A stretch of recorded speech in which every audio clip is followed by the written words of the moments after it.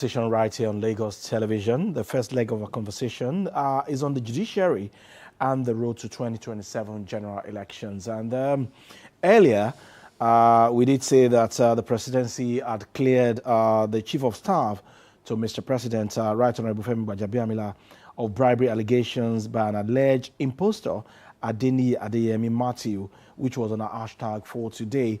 But basically, before we go into our conversation for today, which is the judiciary and road to 2027 general elections, I would like to hear from our guest what's his own perspective about what trended on the X platform today, which was the allegation against the chief of staff to Mr. President. We have in the studio this morning, Bosun Osifowora is a lawyer and a political affairs commentator. It's our pleasure to have you. Good morning. It's a pleasure to be here. All right. Before we talk about the judiciary and their role in ensuring that we have credible, free and fair elections in 2027, what do you have to say about these allegations against the chief of staff to Mr. President? Well, it's a little bit embarrassing to the nation because the whole thing makes a mockery of our system, truth be told. And on one end, you're thinking things are picking up, things are looking up, despite all the problems we have in the nation. Then comes this. And then you wonder, so if an MDA or something of this nature can come up, and then to the extent of having a budget for it in the national budget, then what happens to all the levels and tiers of scrutiny from the legislative even up to the executive, to the point that an individual like that, a character like that, would even have an office in the Federal Secretariat. In the Federal Secretariat. So there's a whole lot that we have not been told. But you see, everything also remains in the realm of allegations. Allegations, yeah. All right. And I think, like the president has directed the DSS, all the necessary agencies to look into it, I hope they come up with a very detailed report and try to disabuse our minds from where our minds are going. Because it's a shame on an entire nation. Wow. I don't know what defense one can put up for this. Okay, I love the language rather that you use, saying that they need to disabuse our mind, because earlier my colleague Adebimpe and I raised some questions as to the allegations that were raised against the then former Minister for Humanitarian Service. I've forgotten her name now. At the end of the day, we raised the dust, but what happened, we don't know. Well, it's typical of Nigeria that they just set up a committee to investigate fraud, investigate killings, murder, remember, Bolage, the whole thing remains, Harry Marshall, all those things. So we've seen so many like that. And it's not very good for the image of the country, because we're trying to literally resuscitate the country.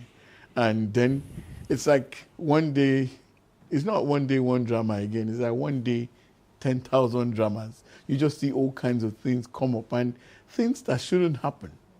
In a sane society. In a sane society, in a sensible place. You know, so this one, like I said, I don't know what defense will come up for this, because if you look at it from two angles, if you say the guy is a fraud, all right, how did you allow a fraudster go that far in a system? All right. If you say the allegations are true, then the investigation has to go deeper than it's gone. And then I'm always careful about something coming out in the open to put up a defense. You're not talking to numbskulls. People can think. That's why I said there's a way our minds are going. 1 + 1, we have been taught, is 2. So how this 1 + 1 is not going to be 2 is what we're actually looking at. So, but for me, it's a shame. Okay. And I think sometimes, and there's something I think the handlers of Mr. President, the president and other executives should know something. It's human to err. If you err, come out, own it. Instead of denying and leaving people in the realm of speculations. It's not good for you. People fail. People do things. We failed courses. We failed in some areas of our lives. And that doesn't define us. We've messed up here. We own it. We're sorry. It won't happen again. And then we move on. All right. Okay, so back to the business of the day, which is the judiciary and the 2027 general elections. It's a season of politics, whether we like it or not, and the political class are up with their game, doing their primaries, nomination of candidates, and as we speak, a lot of things are happening in the country, and whether we like it or not, we cannot separate the judiciary away from our democracy, but lately people are beginning to doubt, so to say, the integrity of the judiciary because of certain things that we have seen. But for you, how do you see the judiciary so far as we prepare for another round of election in the country? Do you think it has been just in some of its actions? And the suspicion of the people as to the integrity of the judiciary, are they just with their position? Okay, it's a realm where I operate. And I've been there for more than 2 decades. Oh. So I've seen the good, the bad, the ugly, and the crazy. All right, but you see, it's sad that most times, particularly in this climate, we define things by one event and we ignore the rest. Because if you look at this same judiciary that people castigate on a daily, they're the ones responsible for literally all the cases that we take to court on a daily. Something happened yesterday, and I say this with all sense of caution. I was in a court, and the judge came in a little bit late, like an hour, 2 late. Court starts by 9, and all of us were fuming that what days we've been here. Then a lady lawyer showed up and showed us a video that she left the same court the day previous at 8:15. At night? At night. That the judge sat from morning. Oh. That was when we all had to calm down. That you don't expect somebody who left court at past 8 to come and resume. He's got his family, he's got his own life. And, so for me, there are judges who are literally working their life out. If somebody stays at work till 8:15 from 9 a.m. and he comes to work almost about the same time the next day, then I think that's somebody who has given his life to serve. Now, and you don't have just one. Just this morning, I got another message from a court where I'm supposed to go that the judge was ill. And somebody was telling me that the judge, Lagos Hill, that the judge was literally held both hands yesterday evening through the rails just to get down because she wasn't feeling well. So if you look at that, I can say that because I'm privy to what's going on the inside. And then people come out on air and say, judiciary is this, judiciary is that. Sometimes I just laugh that. If only you know what these people go through. So, but that doesn't take away the fact that there are 1 or 2 elements, with all sense of respect, that have done things that are not supposed to be by the judiciary. We've seen funny judgments, we've seen funny rulings, we've seen courts of coordinate jurisdiction coming up with different rulings, which are not supposed to be. So, but for us, those are the things that people on the outside define the judiciary with. They don't look at the other side. You can say, fine, they are working for their money, they pay them. But nobody is getting paid to work from 9 till 8:30. Exactly.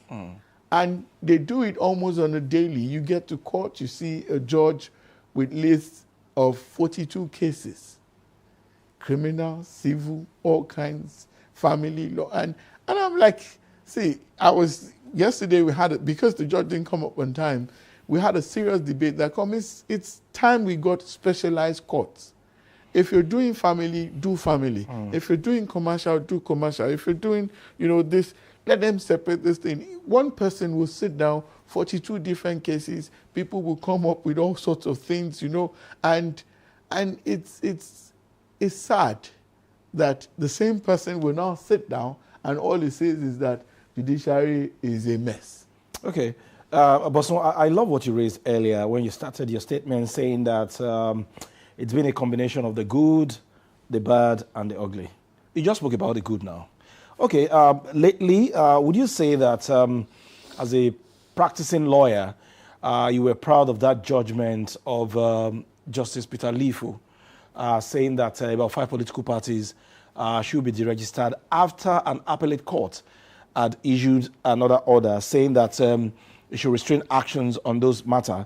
And then what happened recently, coming from the Federal High Court in Lokoja as well, saying that the NDC should be deregistered. It was the same court, rather, that directed INEC to register NDC. And a few years after, you're coming out again to say that INEC should deregister that same party that you instructed INEC to register. So for me, where does that place the judiciary in all of this? All right, you know what I said much earlier, that when something is bad, own it. I've gotten to a stage in my life where truth matters a lot to me. If something is bad, it's bad. We err. And I believe in owning up. It's a mark of being responsible, to own up to your mistakes. You saw the position of the Court of Appeal on Justice Lifu, and you saw what they said. That's the law. That's the position. If a matter is at the appellate level, the lower court has no business until it's determined. So, and thankfully, within the same week, the appellate court came to the rescue, and that was no longer news. But like I said also, our people have still talked about and stayed on the Justice Lifu angle. Because it was a dent on the image of the judiciary. Absolutely. Somebody of that level shouldn't have made that kind of error. Absolutely. Absolutely. It's not an error. Was it intentional? An error is euphemistic. It's an aberration. It's not an error. It's not an error. An error is something, maybe you did something by mistake, or you, by mistake, let's just leave it at that. But this one is not an error. It is a taboo. It is not done. It is not known to law. It should not be. There are some things that should not. There are some things that must not be. This is a must not. It's not done. It shouldn't happen. So whatever informed my Lord coming up with that thing, we saw how the appellate court was able to quickly treat it within the same space. And thankfully, that's the real position. The same thing you said about a court ordering. And then one of the things, the fundamental principle, law is simple. It's written in black and white. That doesn't give the average person the liberty. It's written in English. It doesn't give you the liberty to go and start practicing because you have to understand the rudiments. But there are some things that even the average person on the street can know. A court cannot overrule itself, except where... Which was what happened in this case. Except where the judgment was procured by fraud. These are standard positions in law. If the judgment was procured by fraud or the clerical errors, then you can revisit and then, set it aside. Now, but overruling yourself and coming up with something diametrically opposite what you had ruled on before, it's an aberration. Once you're done there, there's something they say that the court is functus officio. That is, you're done doing that. Whether it's a ruling or it's a judgment. So anything that will change it must come from a higher court, not that same court. It's a basic principle. These are principles known to law students. So is that why the NDC are taking the court to the Court of Appeal now? Most definitely. Most definitely. You have to challenge that because a court cannot overrule itself. It's done. Once it's given a judgment, it's done. The next protocol is the higher court, not the same court, not a court of coordinate jurisdiction. It's not done. Okay, but I'm just trying to add things together, and it's not making sense to me. What do you think might have triggered such judgment coming from the same court? We can only ask the judge. We can only ask the judge. I don't know. I don't know, and I don't know why. Are you insinuating political influence or pressure from politicians? It might even be spiritual influence. Whatever kind of influence, it is not done. That's why I said it's an aberration. It's not done. It's not supposed to be. With the instances that we have cited now, how confident do you think Nigerians will be as we approach another round of elections in the country? Nigerians have always been hopeful. Nigerians have always been hopeful. Even when the realities are not adding up. Exactly. What kind of hope is that? Hope against hope. It's hope against hope. Nigerians, we have that Abrahamic hope that even if this thing dies, it will come back to life. That's Nigeria for you. I don't know where we got that from, but we're always hopeful. And somehow it's worked for us. At least maybe that has stabilized our blood pressure. Because, but sincerely speaking, we've seen some things, we've seen funny judgments come up from, electoral tribunals, and somehow the higher courts have come to the rescue. We've also seen judgments that, now let me clear this, there are also 1 or 2, 3 judgments that the average person on the street expected something different. But another thing we need to stress is that the law is the law, and the law doesn't work on sentiments. Mm-hmm. And there's this popular saying in law that the Supreme Court is not a Father Christmas. Whatever you don't ask, they won't give you. That doesn't work. Whatever you don't ask is like, if you put up your pleadings, for example, you're supposed to ask for A, B, C, D. You now ask for A, B, C.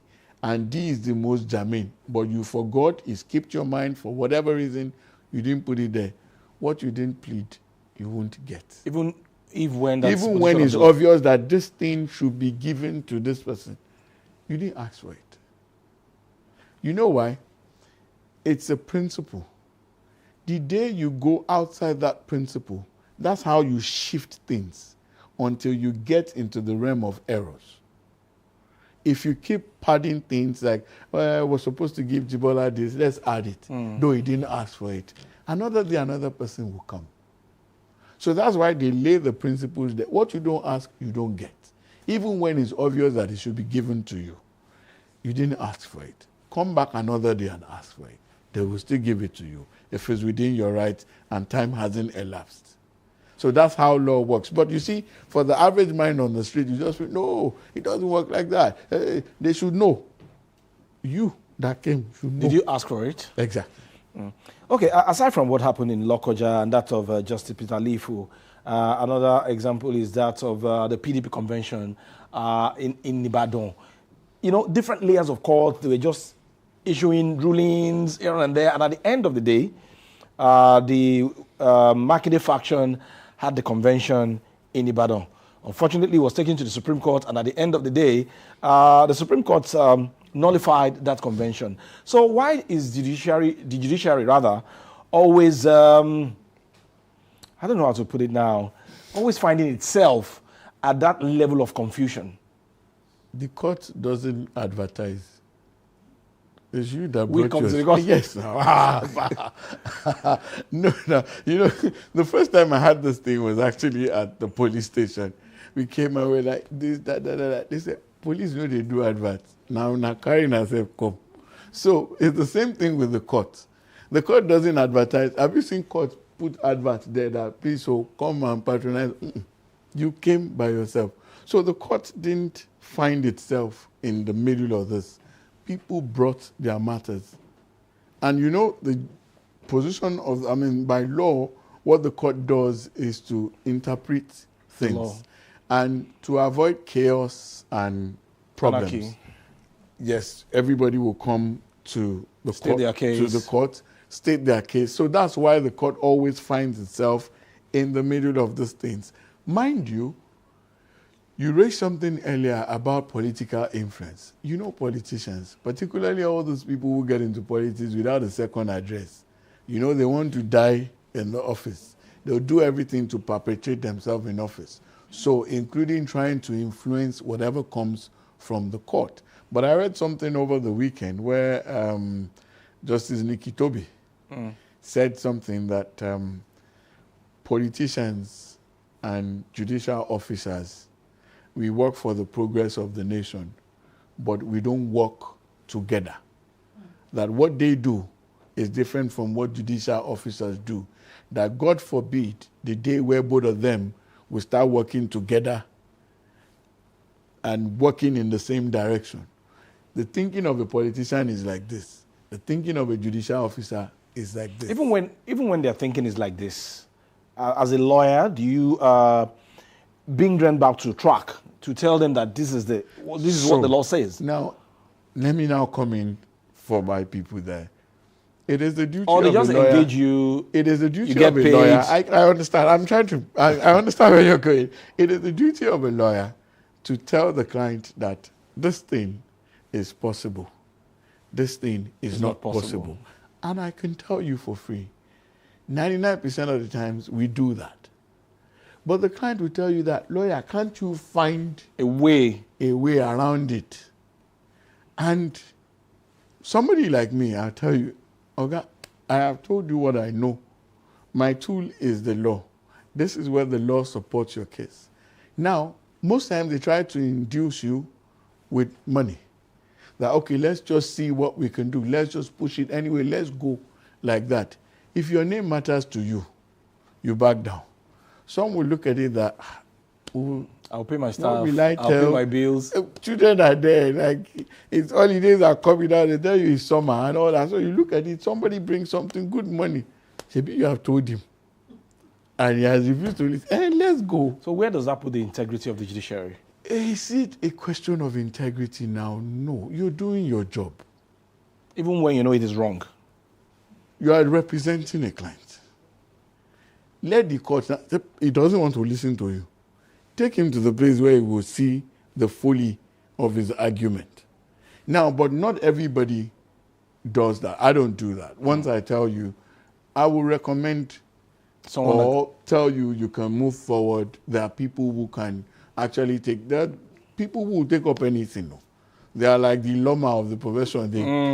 They pack all the debts and everything. But I mean, apologies to the agency. That was just a joke. But the fact is this: some people don't really care.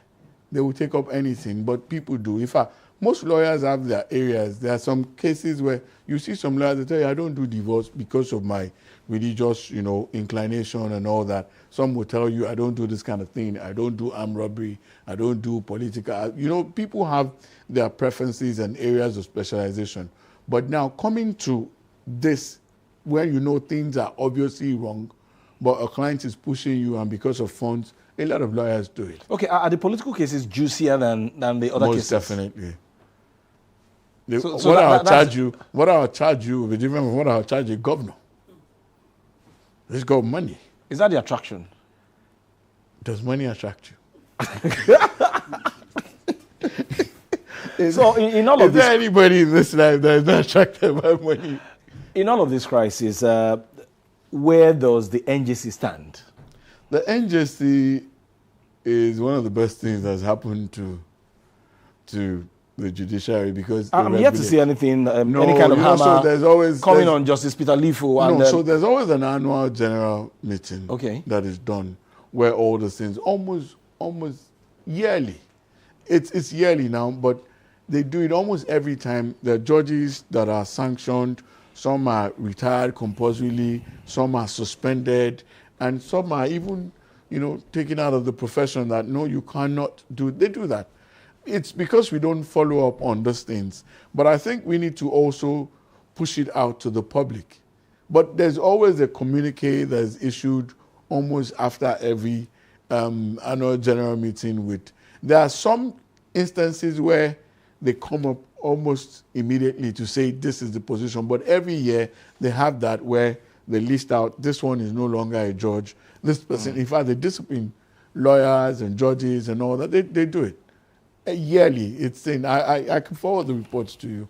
Okay, so as we look up to the January presidential election now, how confident should we be as Nigerians, as electorate, that come 2027, we can put our hopes in the judiciary to do the needful and make our elections credible, free, and transparent? Well, see, because we cannot talk about democracy without the the judiciary judiciary. is still the place you will go. And like I said, if you define them with one or two events, we talked about Justice Lifu's judgment. But we have failed to talk about the Court of Appeal's position that took place just 2 days after. Now, so that's the extant position. That shows you that the judiciary is working, in all fairness. Because imagine if that judgment has stayed since then and nothing was done in that regard. Then you can now cast aspersion on the judiciary. But 2 days after, the court came to the rescue and said, no, this is not done. This is not the position. So that shows credibility. That shows a working system. Because that means that wrong things can't just be left in wrong things can't just be left like that to just fester. So the system, it's one of these. It's almost about the only system in Nigeria that corrects itself almost immediately. That's the beauty of the judiciary, which I'm proud of. I know you'll be proud of it. You'll be proud of it because you're a stakeholder. That's a fine place to end our conversation this morning on the judiciary and road to 2027 general elections. And Bosun, being a stakeholder, has defended his pot of soup, so to say, and saying that money attracts everybody, including lawyers, on the show this morning. So we'll see how things are going to pan out as we approach another round of elections in the country. Is the judiciary truly the hope of the common man?